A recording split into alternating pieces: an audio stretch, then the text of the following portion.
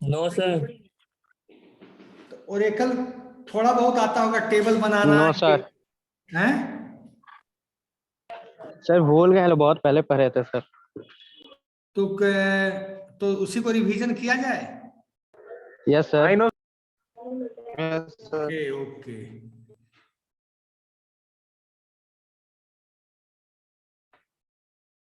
तो हम लोग करते हैं, रुक जाओ।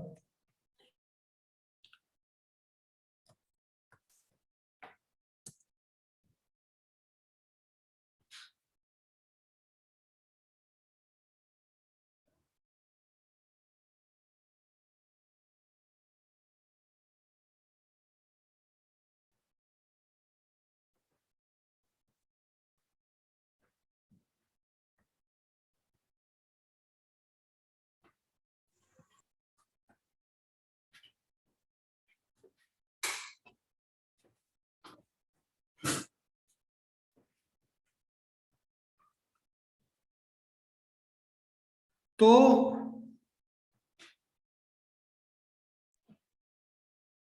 सर हम लोग ऑरेकल नहीं पढ़े सर। पढ़े हो? नहीं पढ़े सर, हम लोग नहीं पढ़े, नो अभी पढ़ते सर। हैं थर्ड ईयर में। ठीक है, तो थोड़ा सा इस पे हो जाता है एडवांस टॉपिक में कि जैसे हम ओरेकल क्या काम करता है, what is a Oracle, Oracle का क्या रोल है। Sir it is a DBMS. Okay. एक चीज होता है डीबीएमएस, एक चीज होता है आरडीबीएमएस। Yes sir. ओरेकल क्या है, what is a Oracle, DBMS है। RDBMS sir. हाँ, why we are calling Oracle is a RDBMS, why we are because calling. It stores data in forms of table sir. No,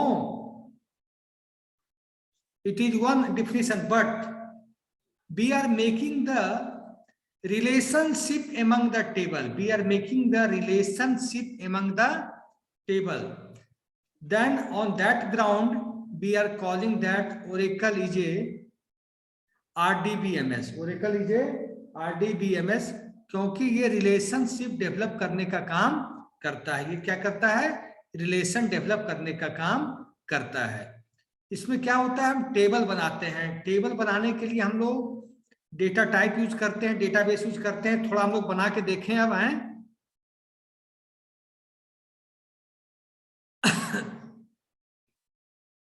पहले screen को share कर लिया जाए।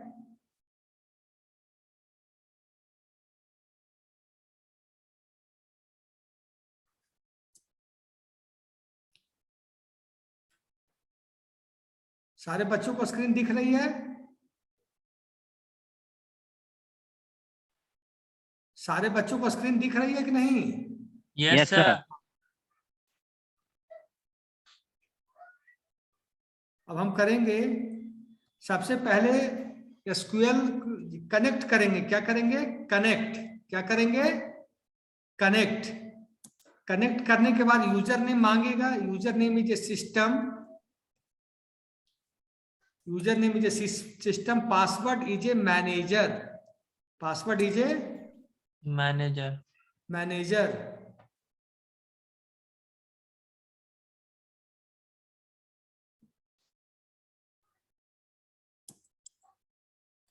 SYSTEM system, MANAGER manager. Sir ये application है SQL runner command line से yes. Install करना पड़ेगा, ऐसे प्री इंस्टॉल होता है सिस्टम में? नहीं, इंस्टॉल करना पड़ता है, प्री इंस्टॉल कहाँ से रहेगा। सर यूजर क्रिएट करना पड़ेगा ना सर इसमें? नहीं नहीं, होता क्या है, एक मिनट एक मिनट। तो स्टार्टिंग से थोड़ा बता देते इसको, क्या कहे, इंस्टॉलेशन इसका कैसे करेंगे वो बता देते सर। हाँ इंस्टॉलेशन नहीं, इसमें कनेक्ट कैसे होंगे ये हम बता रहे थे। इंस्टॉल तो है मेरे सिस्टम में। एप्लीकेशन क्या है सर, कौन सा है, मतलब नेम वगैरह? ओरेकल। Okay sir. एक मिनट, ओरेकल का यूजर आईडी और पासवर्ड हम देख लें, user ID and password.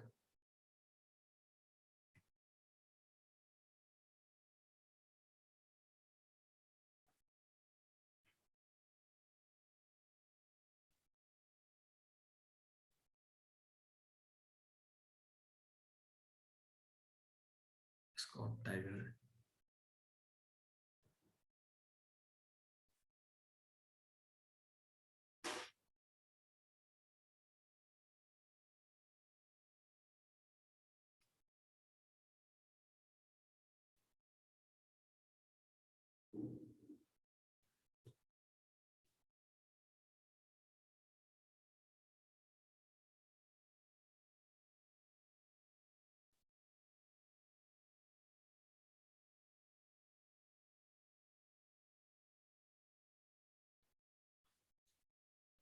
Connect Scott Tiger, TIGER। Sir अभी स्क्रीन शेयर नहीं है। ये चल नहीं रहा है, कुछ ट्रबल आ गया लगता है। ठीक है, तो इसमें अब मैं बता रहा था कि डेटाबेस में एक टर्मिनोलॉजी होती है, नेक्स्ट क्लास में देख लेंगे इसको। डेटाबेस में एक टर्मिनोलॉजी होती है इंस्टांस और स्कीमा।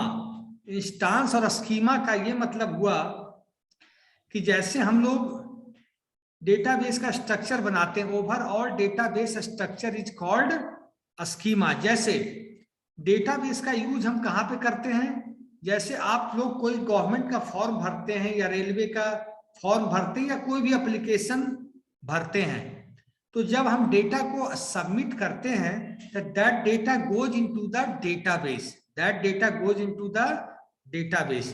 तो जहां डेटा स्टोर होता है तो ओवरऑल डेटाबेस स्ट्रक्चर जो हुआ वो कहला गया स्कीमा। और जो data whatever the data we are feeding, whatever the data we are feeding into the database, that is called an instance। तो हम लोग 4 प्रकार के कमांड पढ़ेंगे। There are 4 types of command in database।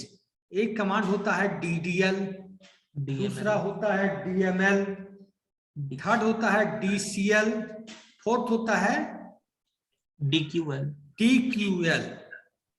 तो DDL का मतलब हुआ data definition language. Data definition language का मतलब ये हुआ कि जब हम ओवरऑल डेटाबेस स्ट्रक्चर के साथ जब काम कर रहे हैं, डेटा के साथ नहीं, डेटाबेस स्ट्रक्चर के साथ जब हम काम कर रहे हो, तो हम मतलब हम जब हम स्कीमा के साथ काम कर रहे हो तो हम लोग यूज करेंगे DDL कमांड्स। DDL कमांड्स होते जैसे create command, alter command, drop command, modify command, add command. तो जब हम ये सब हुए DDL मतलब डेटा डिफिनीशन लैंग्वेज, जब हम स्कीमा के साथ काम कर रहे हैं, जब हम किसके साथ काम कर रहे हैं, स्कीमा के साथ। और जब डेटाबेस स्ट्रक्चर खड़ा हो गया, डेटाबेस स्ट्रक्चर खड़ा हो गया, आपका टेबल बनकर रेडी हो गया, तो जब टेबल बन के आपका रेडी हो गया तो टेबल में जब तक आप डेटा नहीं डालेंगे आप मैनिपुलेशन कैसे करेंगे। डेटाबेस जैसे मान लीजिए कंपनी है इन्फोसिस, एक कंपनी है इन्फोसिस, एक कंपनी है TCS, एक कंपनी है विप्रो। उसमें more than lakh people are working in a parallel manner. 1 lakh से ज्यादा लोग काम करते हैं इन कंपनियों के अंदर। अगर पता करना पड़े कभी HR मैनेजर की, find out the highest salary of the employee. इस कंपनी में 1 लाख लोग हैं, सबसे ज्यादा हाईएस्ट सैलरी किसकी है, find out the minimum salary of the employee. 1 lakh लोग हैं, इस ऑर्गेनाइजेशन में मिनिमम सैलरी किसकी है, find out the 20th highest salary of the employee, 20वां हाईएस्ट सैलरी किसकी है, find out the 100th highest salary of the employee. तो सारा चीज तो डेटाबेस में रखा होता है, तो हमें उससे फेच आउट करके निकालना होता है। जैसे आज रेलवे का डेटाबेस है तो ये पता चल जाता है कि इन ए डे कितने लोग ऑनलाइन टिकट बुकिंग करते हैं, इन ए डे एक दिन में कितने लोग टिकट बुकिंग करते हैं। इजीली से डेटा फेच आउट हो जाता है। कैसे होता है डेटा फेच आउट, डेटाबेस से। कैसे होता है, डेटाबेस से। तो DDL हो गया, डेटा डिफिनीशन लैंग्वेज, जिसको हम लोग यूज करते हैं डेटाबेस स्ट्रक्चर के साथ। सेकंड हो गया DML, data manipulation language. Data manipulation language जो हम यूज करते हैं डेटा के साथ, जो हम यूज करते हैं डेटा के साथ, तो वो हम करते हैं यूज डेटा के साथ। तो डेटा के साथ क्या हुआ, जो हम इंसर्ट करेंगे, अपडेट करेंगे, डिलीट करेंगे, ये क्या हुआ डीएमएल। इसमें इसमें हम स्ट्रक्चर पे काम नहीं करेंगे, इसमें किस पे काम करेंगे, हम डेटा पे काम करेंगे, इसमें हम स्ट्रक्चर पे काम नहीं करेंगे। We will work on the data. और जब हमने किया create command, alter command, drop command, जब हम स्कीमा के साथ काम कर रहे हैं, when we are working with the schema, then we will work with the DDL. Very good, very good. Who told this answer? Me, sir. Binayak? Yes, sir. Okay. All of you, what are you doing? All of us students, please be attention, man.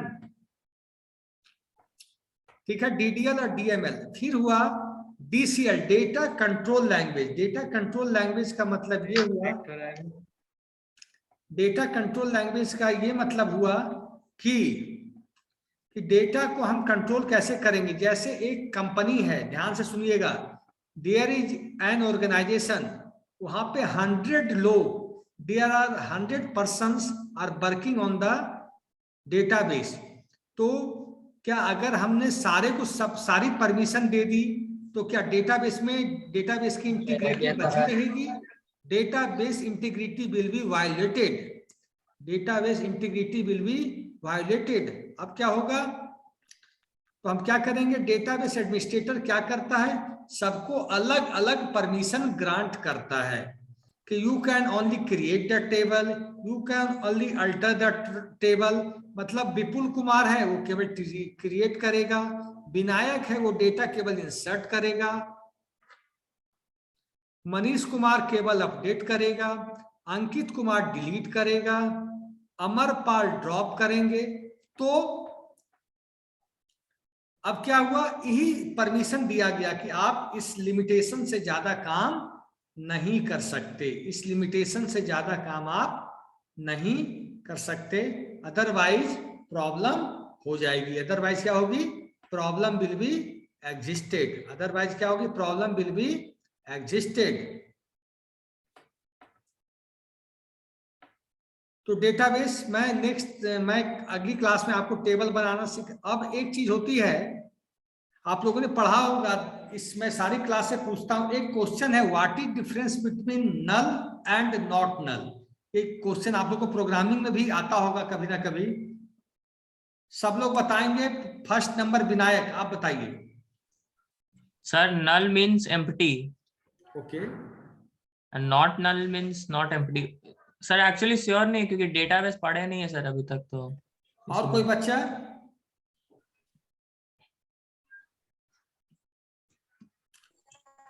Sir ये की से भी related हो सकता है sir, जो keys होता है डेटाबेस में। हाँ, नल मीन्स, यस सर, एक नल मीन्स होता है कि एक जो कॉलम नल कर सकता है तो उसमें नहीं छोड़ सकते उसको।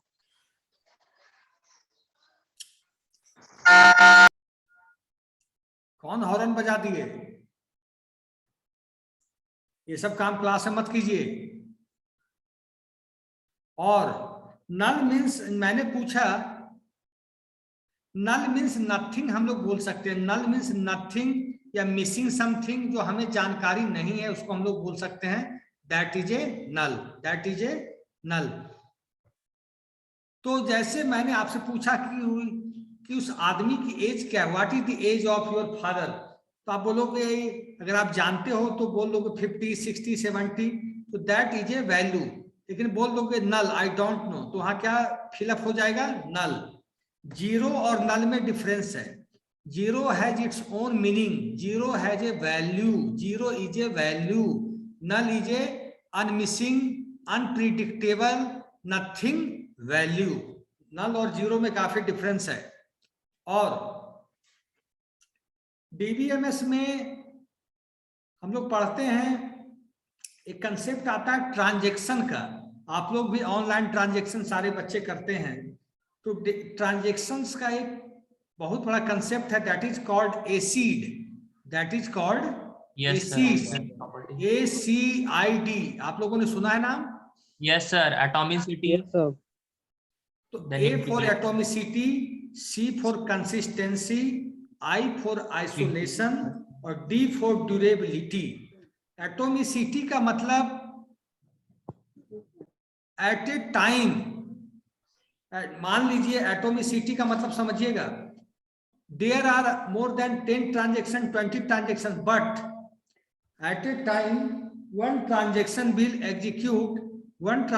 will execute at a time. One transaction will execute at a time. That is called atomicity. Consistency का क्या मतलब हुआ कि सर जैसे ही ट्रांजेक्शन हो जाए सर, तो डेटाबेस में अगर कोई एंट्री हो रहा है तो वो कंसिस्टेंट रहे सर। ऐसा नहीं कि एंट्री कर दी है और अगर हम फ्यूचर में कभी डेटाबेस को ओपन करें तो वो जो ट्रांजेक्शन है वो वहां से रिमूव हो जाए सर, ऑल्टर हो जाए इस तरीके से कि परमानेंटली सेव हो जाना चाहिए डेटाबेस में sir. I for isolation, isolation मतलब सर एक फील्ड में अगर हम कोई वैल्यू को इंसर्ट कर रहे हैं तो वो दूसरे फील्ड को ऑल्टर अफेक्ट ना करे, इसी को आइसोलेशन कहते हैं sir. Isolation means if there are executing 2 or more than 2 transaction in a parallel manner. मतलब एक ट्रांजेक्शन T1 चल रहा है, एक ट्रांजेक्शन T2 चल रहा है, एक ट्रांजेक्शन T3 चल रहा है। 3 transactions are executing in a parallel manner, but no transaction will interfere in other transaction. मतलब T1 will not interfere in T2, T2 will not interfere in T3। ये हुआ आइसोलेशन, समझ गए? ये Yes, हुआ आइसोलेशन की मतलब more than 1 transaction is executing but no any transaction is interconnecting to each other. कोई ट्रांजेक्शन एक से ज्यादा तो एग्जीक्यूट हो रहे हैं, बट कोई ट्रांजेक्शन को किसी से इंटरकनेक्ट करने का लेना देना कुछ नहीं है। This is called isolation. एक टॉपिक आएगी ड्यूरेबिलिटी। ड्यूरेबिलिटी क्या होती है? लॉन्ग एग्जिस्टेंट सर, जैसे कि जैसा सर कोई ट्रांजेक्शन की है तो वो हमेशा मेरे डेटाबेस में सेव हो जाना चाहिए। देखो ड्यूरेबिलिटी का मतलब ये हुआ कि you have committed your transaction, you have committed your transaction. After committing your transaction, if any problem exist in the server room, if any problem exist in the computer room, then your data must be saved. Either that room comes into the fire, that room's water enters into that room, that flood enters into that room, earthquake happens in that location, but your data must be saved. Your data must be saved. समझ गए? Yes sir. और हम लोग एक चीज database में और चीज होती है कि हम लोग जैसे ओरेकल में टेबल अपना बनाते हैं, ठीक है? ओरेकल में अपना हम लोग टेबल बनाते हैं, तो टेबल कहाँ पे स्टोर होता है जाकर, ये बताओ? डेटाबेस में सर। डेटाबेस में कहाँ?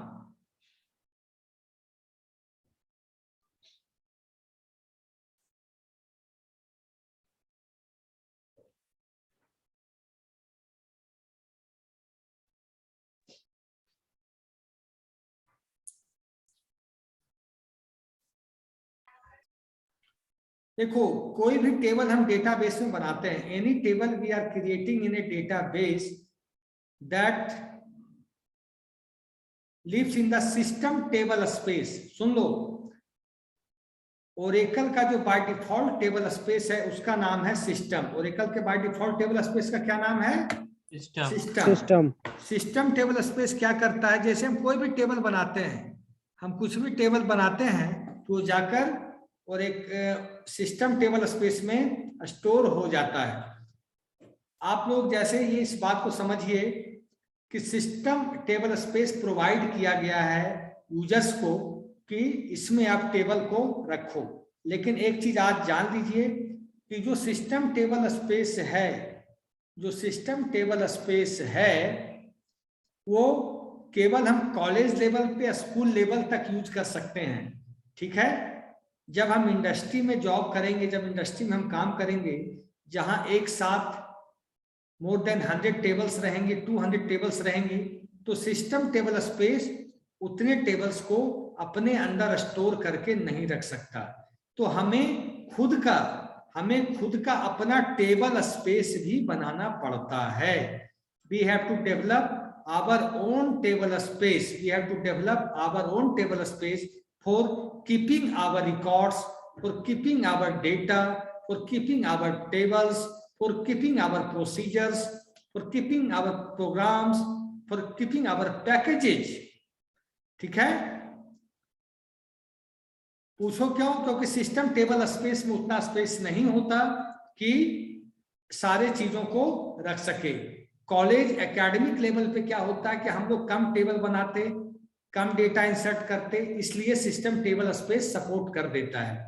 लेकिन एट द इंडस्ट्री लेवल आपको अपना टेबल स्पेस खुद का बनाना पड़ेगा। इसका मतलब ये समझो कि जैसे हार्ड डिस्क है, हार्ड डिस्क को हम लोग पार्टीशन करते हैं कि नहीं?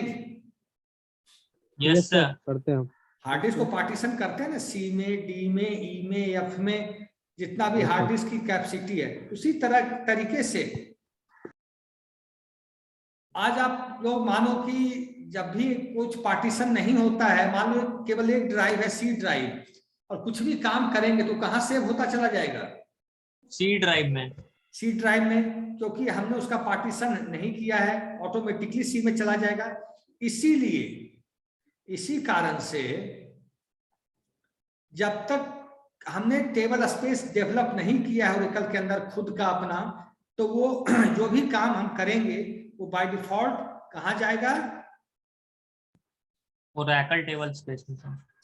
ओरेकल का बाय डिफॉल्ट, ओरेकल तो एक जैसे पाइथन है, Python is language, Oracle is A database, Oracle is A DBMS.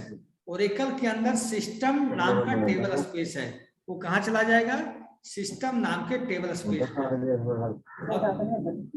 और हमें अपना टेबल स्पेस ही बनाना पड़ता है। हमें क्या करना पड़ता है? अपना भी टेबल स्पेस बनाना पड़ता है, अपना टेबल स्पेस बनाना पड़ता है, और फिर हम उसमें अपने सारे टेबल्स को, पैकेजेस को, ग्रुप्स को उसके अंदर डाल सकते हैं।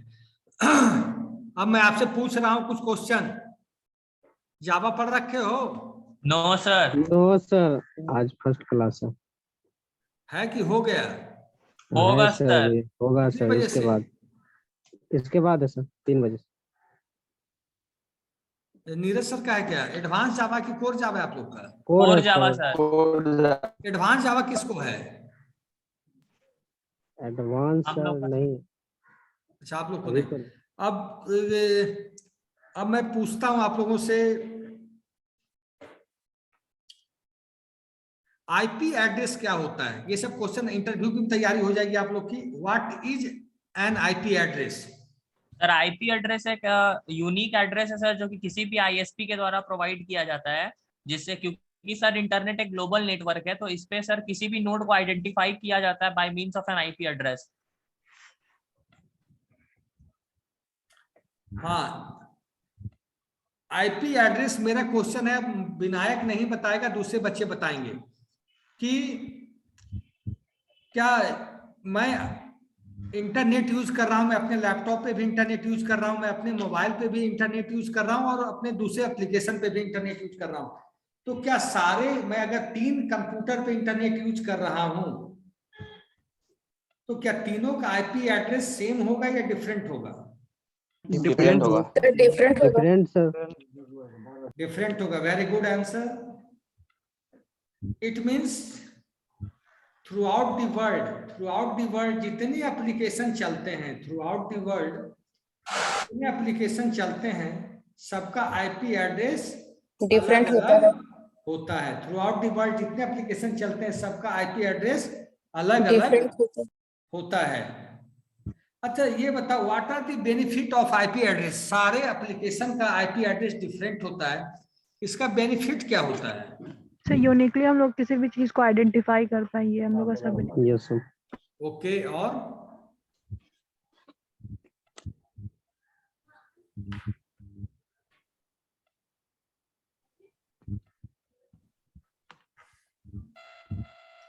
विनायक आप बताइए। सर नो, पहली बात तो सर क्योंकि इंटरनेट पे जितने भी सर्विसेज है, जैसे सर अगर हमको किसी वेबसाइट को ही ओपन करना है तो उसको भी सर हम एक आईपी एड्रेस ही असाइन करते हैं, तो वहां पे भी आईपी एड्रेस का यूज होता है सर, जिसके चलते हम इजिली किसी भी सर्वर के साथ रिमोटली किसी भी सर्वर को एक्सेस कर सकते हैं। ये सर आईपी एड्रेस का बेनिफिट है। इवन सर कि जब हम लोग लोकल होस्टिंग करते हैं, जैसे जैम्प का या वैम्प का यूज करते हैं, वहां पर भी सर हमको एक आईपी एड्रेस मिलता है जो मेरा लोकल होस्ट का आईपी एड्रेस होता है, तो वहां पे भी हम लोग आईपी एड्रेस का यूज करते हैं। तो सर सेवरल बेनिफिट्स हम लोगों को आईपी एड्रेस का सर। इसके बाद सर जब भी हम लोगों को सर एक नेटवर्क एक नोड का, जब भी एक नेटवर्क का एक नोड किसी दूसरे नेटवर्क के किसी दूसरे नोड के साथ कम्युनिकेट करना चाहता है, then also we use IP address routing के लिए सर। जहां पर भी हम लोगों को राउटर्स का इस्तेमाल करते हैं हम लोग, तो वहां पर भी आईपी एड्रेस का इस्तेमाल करते हैं। या हम लोग कह सकते हैं सर कि जितने भी डिफरेंट डिफरेंट तरीके के नेटवर्किंग कंपोनेंट्स हैं, वहां पर भी हम लोग, हम ये तो नहीं कहेंगे सर कि सारे नेटवर्किंग कंपोनेंट्स में हम आईपी एड्रेस का यूज करते हैं, क्योंकि स्विच में हम मैक एड्रेस का यूज करते हैं, लेकिन कुछ नेटवर्किंग कंपोनेंट्स में हम लोग आईपी एड्रेस का यूज करते हैं। Very good, very good. अब हम लोग चलेंगे ये तो आप लोग का आईपी एड्रेस का अच्छा डिफिनेशन है। अब हम लोग चलेंगे 3 टॉपिक्स, इंटरनेट, इंट्रानेट, एक्स्ट्रानेट। ये इंटरव्यू का बहुत इंपॉर्टेंट क्वेश्चन है। सर बोलो। बोल रहे sir, different IP address use करने का ये भी तो एक रीजन हो सकता है कि डेटा ट्रांसफर कर रहे हैं तो कोलिजन ना हो। Very good, very good. और एक चीज और हम बता देते हैं, हम ऐड करना चाहते हैं। जैसे मेरा सिस्टम अभी पटना में है, मेरा सिस्टम अभी कहाँ है? पटना के लोकेशन पे है, और मैं चाहता हूं अपने फ्रेंड का सिस्टम वो बेंगलुरु में है या हैदराबाद में है, उस अपने फ्रेंड के सिस्टम को हम एक्सेस करना चाहते हैं, तो क्या टर्मिनोलॉजी है? हम उसके सिस्टम को एक्सेस कर सकते हैं, but by the help of IP address. वो आईपी एड्रेस हमें शेयर कर देगा, उसके आईपी एड्रेस के थ्रू हम उसके सिस्टम को हैंडल कर लेंगे। उससे फायदा क्या होता है कि मान लीजिए हम कुछ सॉफ्टवेयर का काम कर रहे हैं और मुझसे नहीं हो पा रहा है, सॉफ्टवेयर की कोडिंग कर रहे हैं, कुछ चीज कर रहे हैं, वो नहीं कर पा रहे हैं, कुछ टेक्निकल प्रॉब्लम आ जा रही है बार बार, तो अगर हम अपने फ्रेंड्स का सिस्टम एक्सेस कर लें या वो मेरा सिस्टम एक्सेस कर ले, तो वो एक्सेस करने के बाद भी थोड़ा सा, वो एक्सेस करने के बाद थोड़ा सा काम करना आसान हो जाता है। वो एक्सेस करने के बाद थोड़ा सा काम करना आसान हो जाता है। मेरी बात समझ गए आप लोग? Yes sir. हाँ। एक चीज है इंटरनेट, इंट्रानेट और एक्स्ट्रानेट। ये क्या चीजें हैं बताएं sir.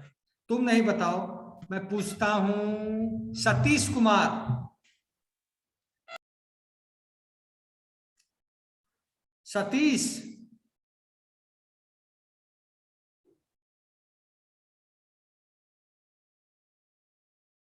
Satish, where are you right now? Sir मैं बताऊं? कौन कौन बच्चा है? Sir Abhishek. Abhishek, you tell me what is difference between internet, intranet and extranet? Yes sir. Sir, internet is it meaning is international network, and it is connection. It's international network. Okay. We can say that. And जितना भी हम nodes है world में, सब connect रहता है internet से। और सर इंटरनेट है सर, वो एक किसी कंपनी का प्राइवेट नेटवर्क होता है जो इंटरनेट से कनेक्टेड नहीं रहता है। कौन कौन? अरे बिना इंटरनेट के कैसे चल जाएगा इंटरनेट? सर इंटरनेट एक कंपनी का प्राइवेट नेटवर्क होता है। बट विदाउट इंटरनेट नहीं चलेगा भाई मेरे। नहीं सर, तो फायरवॉल लगा देंगे बीच में। अच्छा। And sir extranet is when internet को हम किसी एक्सटर्नल पार्टी को अलाउ करते हैं उसको एक्सेस करने के लिए, तो वो एक्स्ट्रानेट हो गया।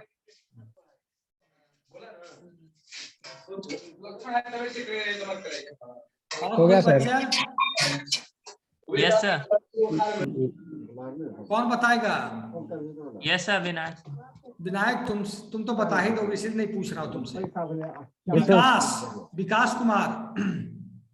इंटरनेट सर सिक्योर होता है और पब्लिक, और जो इंटरनेट होता है sir unsecure sir. Very good. और अच्छे एग्जांपल दो ना तुम लोग। फाइनल ईयर के बच्चे हो अब।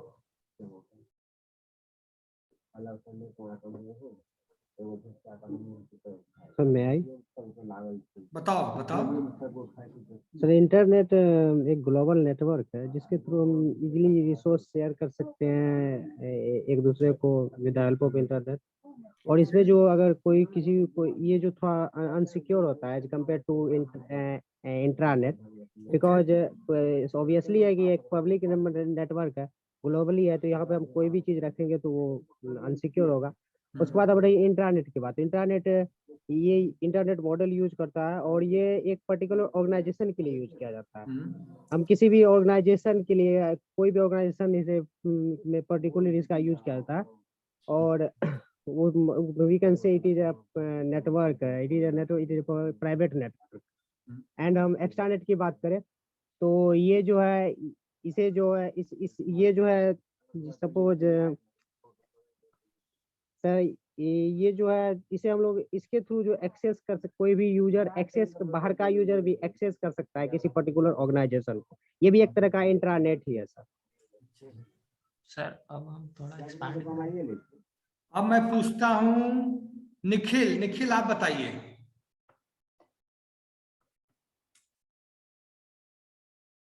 Nikhil Kumar, roll number 81,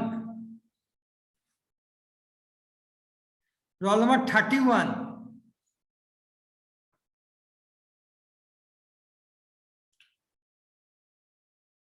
roll number 4 Ajit Kumar Rahul. आप लोग चुप रहिएगा। अजीत तो बोलिए ना, जिस तरह विनायक पार्टिसिपेट कर रहा है सब सारी चीजों में, आप लोग भी तो बोलिएगा।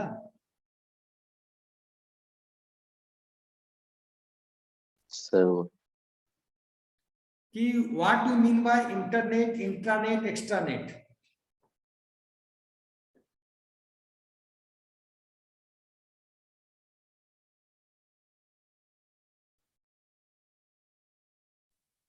सर इंटरनेट क्या बोलिए sir? What is difference between internet, intranet, extranet? Sir internet से जो होता है वो प्राइवेट, मतलब इंट्रानेट प्राइवेट इंटरनेट होता है सर। और सर एक्सटर्नेट जो होता है वो सर वो भी एक इंट्रानेट ही होता है सर, और वो एक्सेस होता है वेब पोर्टल के थ्रू एक्सेस होता है। तीनों चीज इंटरनेट, इंट्रानेट, एक्स्ट्रानेट सब होता है वेब पोर्टल के थ्रू, तीनों एक्सेस। और वेब पोर्टल नहीं, आप लोग बोलिए वेब ब्राउजर के थ्रू एक्सेस करते हैं हम किसी भी एप्लीकेशन को। कोई भी एप्लीकेशन है without web browser we can not access it. ठीक है, आगे चलिए। अब विनायक आप बता दीजिए final. Yes sir. Sir internet जो है वो हमारा एक ग्लोबल नेटवर्क है जिसमें मल्टीपल सर्वर्स हैं, मिलियंस ऑफ क्लाइंट्स हैं एंड मिलियंस ऑफ सर्वर्स हैं, हम लोग कह सकते हैं सर। बट इंटरनेट में सबसे बड़ा कंसर्न है सर कि ये ज्यादा सिक्योर नहीं होता है, क्योंकि मिलियंस ऑफ नोड्स एग्जिस्ट कर रहे हैं, तो सिक्योरिटी ब्रीच बहुत आसान हो जाता है यहाँ पे इंटरनेट के केस में। इंट्रानेट की बात करें सर तो इंट्रानेट एक प्राइवेट लोकल एरिया नेटवर्क है जो कि किसी ऑर्गेनाइजेशन के अंदर एग्जिस्ट कर सकता है, और इसमें सिर्फ और सिर्फ ऑर्गेनाइजेशन के मेंबर ही एक्सेस उसको कर सकते हैं। तो जैसा कि सर हर मेंबर के पास एक ऑथेंटिकेशन आईडी होगा और पासवर्ड होगा, जिसके वजह से वो उसी यूजर आईडी एंड पासवर्ड के साथ उसमें एक्सेस कर सकते हैं। तो ये बहुत ज्यादा सिक्योर हो जाता है एज कम्पेयर टू इंटरनेट।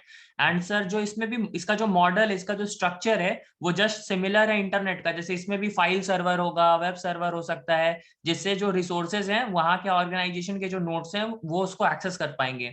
और एक्स्ट्रानेट जो है सर वो एक एक्सटेंडेड फॉर्म ऑफ इंट्रानेट है, क्योंकि इसमें जो ऑर्गेनाइजेशन के नोड्स तो रहेंगे ही सर, लेकिन कुछ ऑथराइज्ड आउटसाइडर्स को हम एक्सेस प्रोवाइड कर देते हैं अपने नेटवर्क में आकर के, वो अपने मेरे नेटवर्क को एक्सेस कर सकते हैं। फॉर एग्जांपल सर मान के चल रहे कि एक रॉ मटेरियल का कंपनी है, तो वो सर उस रॉ मटेरियल के मतलब मान लेते हैं कि कंपनी है सर, उसमें मल्टीपल नोड्स हैं और कोई सर रॉ मटेरियल सप्लायर है, और सर अगर वो पर्टिकुलर जो रॉ नेटवर्क है सर, अगर उसमें वो रॉ मटेरियल सप्लायर को हम एक्सेस प्रोवाइड कर देते हैं, तो वो इजीली स्टेटस को विजिट कर सकता है कि कौन सा रॉ मटेरियल कम है, कौन सा ज्यादा है, या किसकी सप्लाईज हमें करनी है। इसके वजह से सर एक ओवरलोड खत्म हो जाता है वहां के जो इम्प्लॉइज हैं, क्योंकि उनको अपडेट रिपोर्ट करना पड़ेगा कि ये चीजों का हमको जरूरत है। लेकिन अगर उसको हम डायरेक्टली एक्सेस करवा दे रॉ मटेरियल सप्लायर को, तो स्टेटस हमको डायरेक्टली पता चल जाएगा उस पर्टिकुलर रॉ मटेरियल सप्लायर को, और वो उसके अकॉर्डिंगली वहां पे सप्लाई कर सकता है। ओके। अब मैं जिससे पूछूंगा वो बताएगा। विनायक आप नहीं बोलिएगा। ओएसआई के कितने लेयर होते हैं, मैं जिस बच्चे से पूछूंगा। Nitish Sharma roll number 34। Nitish Sharma roll number 34।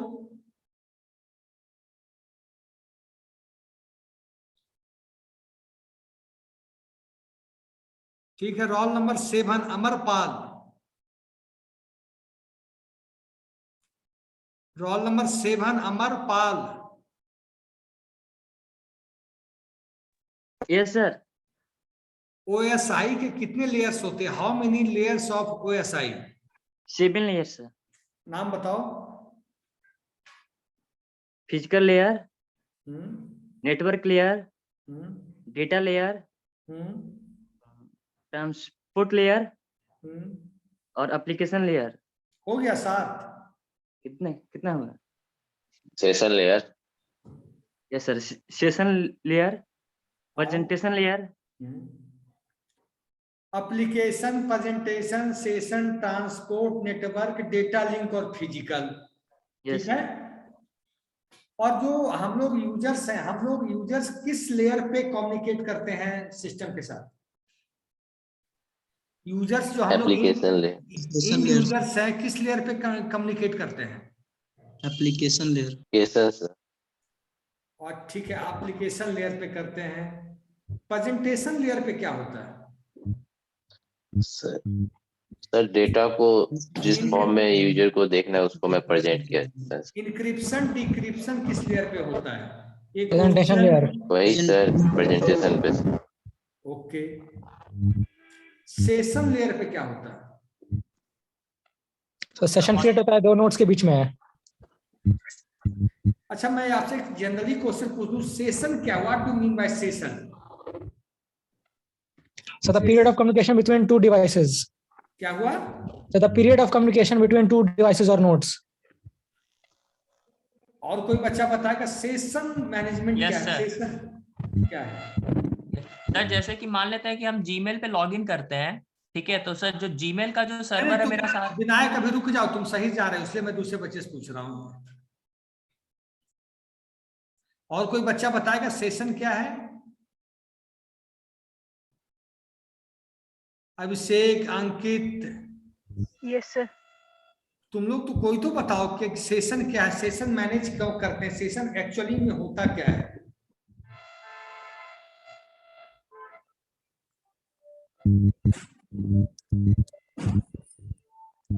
बताओ ना। सर बताएं सर। बोलो, बिल्कुल बोलो। सर किसी भी जब हम लोग ब्राउजर से कनेक्ट होते हैं तो सर्वर को जब हम लोग एक्सेस करते हैं तो उस पीरियड ऑफ टाइम को जो हम लोग एक्सेस किए हुए हैं सर, उसी को हम लोग सेशन लेयर बोलते हैं सर। अब विनायक आप ही बोलिए। Yes sir. जैसे हम मेरा जो जीमेल जो हम लोग यूज कर रहे हैं, जिससे कि हम लोग ईमेल को एक्सेस करते हैं या जिससे ईमेल को हम सेंड कर रहे हैं या रिसीव कर रहे हैं, ये जो जीमेल पे जब हम लॉगिन करते हैं सर, तो जैसे अगर हम अभी मोबाइल पे लॉगिन किए हुए हैं, तो जब तक हम लॉग आउट नहीं करेंगे तब तक मेरा मेल जो होगा वो इसमें लॉग्ड इन रहेगा। तो जो जीमेल का सर्वर और जो मेरा डिवाइस है उसके बीच में एक सेशन क्रिएटेड है सर। और ये अब होता क्या है ना सर, कि जैसे मान लेते हैं कि हम जब अब मेरा तो सारा का सारा मेल जीमेल के सर्वर पे है सर, तो जब भी हम किसी मेल पे क्लिक करेंगे और उसके डेटा को रीड करना चाहते हैं कि क्या क्या उस पर्टिकुलर मेल के अंदर है, तो वो एक सेशन क्रिएटेड है सर। और वो सेशन जो है वो या तो कुकीज या तो सेशन वेरिएबल के फॉर्मेट में हमारे सिस्टम में स्टोर्ड होता है सर। और उसी का इस्तेमाल किया जाता है हर बार फ्यूचर कॉरेस्पॉन्डेंस के लिए, कि जब जब हमको एक्सेस करना है अपने डेटा को, तो उसी सेशन वेरिएबल का इस्तेमाल किया जाएगा। और जीमेल के सर्वर से उस पर्टिकुलर हम मेरे नोड को, जैसे मेरा जो डिवाइस है और जो जीमेल का सर्वर है जहां मेरा डेटा रखा हुआ है, उससे उसको कनेक्ट कर दिया जाएगा by means of session variable sir.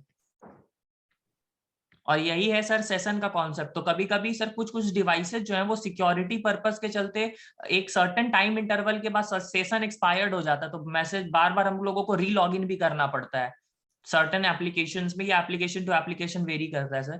जैसे देखे होंगे कि कोई ऑनलाइन ट्रांजैक्शन वेब एप्लीकेशन है, हम अगर गलती से भी पीछे या आगे फॉरवर्ड हो जाते या बैकवर्ड हो जाते तो सेशन एक्सपायर कर जाता है तुरंत। जस्ट लाइक ट्रांजैक्शन में भी सर, जब हम लोग ऑनलाइन पेमेंट करते हैं या मतलब कहें जहां मॉनेटरी ट्रांजैक्शन जहां भी करते हैं वहां गलती से भी एक पेज से दूसरे पेज पे अचानक जो नॉर्मल एप्लीकेशन में, नॉर्मल वेब एप्लीकेशन में चले जाते हैं, लेकिन जहां पे मॉनेटरी ट्रांजैक्शन करते हैं उसमें अगर हम forward backward without any condition चले गए तो वो सेशन एक्सपायर कर जाता है। ठीक है? Yes sir. ठीक है, फिर नेक्स्ट क्लास में हम लोग मिलेंगे और ओरेकल सीखेंगे। ठीक ना? सर एक क्वेश्चन है सर। बोलो बोलो। इसलिए सर कुकीज बोला, कुकीज क्या होता है सर? कुकीज क्या होता है ये समझो। जैसे हम काम करते हैं, इंटरनेट पे काम करते हैं, तो हिस्ट्री एक चीज होती है, हिस्ट्री कि आप क्या काम किए हैं। तो कुकीज क्या है कि आपका इंफॉर्मेशन रखता है। कुकीज केप्ट योर इंफॉर्मेशन कि आपने किस किस वेब एप्लीकेशन पे पीछे काम किया है, 7 दिन पहले, 10 दिन पहले, महीने भर पहले, तो आपकी इंफॉर्मेशन होती है। समझ गए? कुकीज जैसे हिस्ट्री को इंफॉर्मेशन, जैसे हिस्ट्री को देख पाते हैं तो कुकीज को देखने के लिए क्या करेंगे सर हम? कुकीज भी दिख जाता है, कुकीज भी दिख जाता है। कैसे सर? ठीक है, हम बता देंगे उसे। हैं ब्राउजर से जाके देखना पड़ता है सर। ब्राउजर से इजी नहीं है सर देखने के लिए, वरना सर कोई भी मतलब अनऑथराइज्ड यूजर भी मेरे सिस्टम में आके कुकीज को देखेगा और उसको जाकर के अपने सिस्टम पे करेगा तो लॉग्ड इन हो जाएगा सर। यस सर, तो उसमें सिर्फ लिंक दिखता है। ठीक है, फिर विनायक सारे बच्चों की अटेंडेंस तुम लेके रखना, जब मांगूंगा तो तुम मुझे दे देना। Okay sir. सर एक बार ले लेते सर। क्या कहे सर? 2 मिनट रुक जाइए सर, ले लेते हैं। नहीं, तुम लेके रखो अपने पास, तुमसे मैं मांग लूंगा। आज का डेट मेंशन करके रखना अपने पास। ठीक है विनायक? विनायक सर वो अटेंडेंस ले रहा है अभी। यस सर, स्क्रीनशॉट ले रहे हैं सर। लो पहले लो। मुझे भेजना नहीं, तुम अपने पास रखना, मैं मांग लूंगा तुमसे।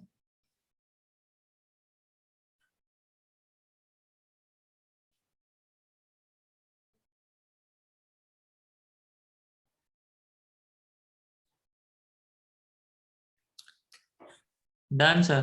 Okay, best of luck to all of you. फिर मिलेंगे कब? अब on Friday sir. Okay, best of luck. Thank you sir. Thank you.